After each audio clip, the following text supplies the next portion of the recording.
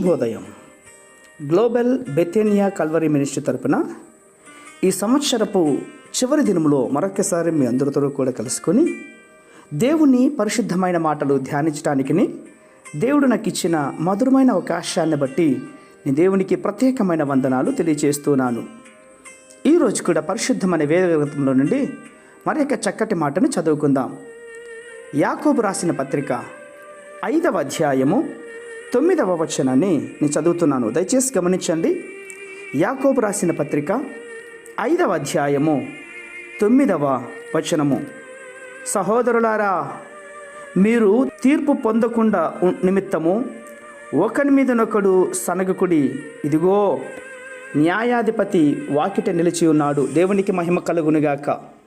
అవును ప్రియమైనటువంటి నా సహోదర సహోదరీలారా, మన క్రియలను బట్టి తీర్పు తీర్చేదానికోసమై యేసుక్రీస్తు వారు న్యాయాధిపతిగా తిరిగి రానయ్యున్నారు. ఈ విషయాన్ని మనం గుర్తుపెట్టుకోవాలి. ఇక సమయము బహు కొద్దిగా ఉన్నందున వాగ్దానం చేసినటువంటి వాడు నమ్మదగిన దేవుడు తప్పకుండా త్వరగా వస్తాడు. అనుమానించద్దు, అశ్రద్ధకు తావేయద్దు ప్రియులారా. జల ప్రళయానికంటే ముందు నోవాహు ఆనాటి ప్రజలను మార్పు చెందమని ప్రాధేయపడ్డాడు, హెచ్చరించాడు. సొదొమ గొమొర్రా పట్టణాలు నాశనానికి, నినివే పట్టణాన్ని నాశనానికి ముందు దేవుడు తన దూతల ద్వారా, ప్రవక్తల ద్వారా హెచ్చరించాడు.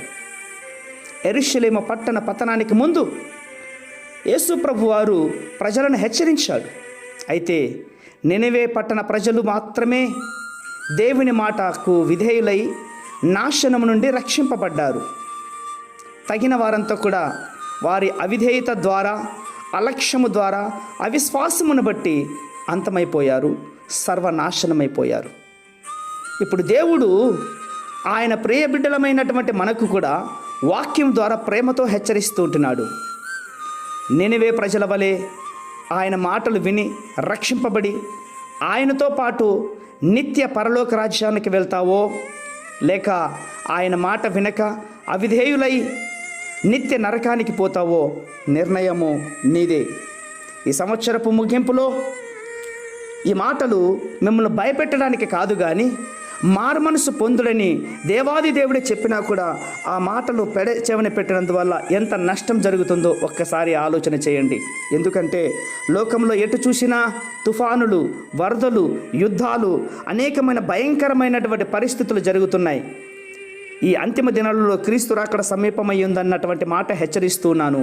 కాబట్టి ఆనాటి ప్రజల వలె ఉండకుండా నేటి దినముల్లో ఉన్నటువంటి ప్రజల వలె దేవుణ్ణి ఆరాధించడానికి ఈరోజు సాయంత్రకాల సమయంలో జరగనయ్యున్నటువంటి సంవత్సరపు చివరి ఆరాధనకు తప్పకుండా వెళ్ళి దేవుడు మనతో ఏది మాట్లాడుతాడో వాగ్దానపూర్వకంగా మాటలు పుచ్చుకొని రక్షణ పొంది దేవునికి ఇష్టమైన బిడ్డలుగా జీవిద్దాం, దేవునికి ఇష్టమైనటువంటి వారుగా జీవిద్దాం. అట్టి కృప దేవుడు దయచేయునుగాక. ప్రేమ నమ్మకమైన మా ప్రియ పరలోకపు తండ్రి, ఈ మాటలు వింటున్న బిడ్డలందరూ కూడా ఈ సంవత్సరపు చివరి దినంలో ప్రభు ఒక మంచి నిర్ణయానికి రావటకు కావలసిన అవకాశాన్ని, అనుకూలతను మీరు సమకూరుస్తున్నందుకే స్తోత్రాలు అర్పించుకుంటూ చిన్న ప్రార్థనను మా రక్షకులను యేసయ్య నామమున బట్టి అడిగి వేడుకను పొంది ఉంటున్నాం మా తండ్రి.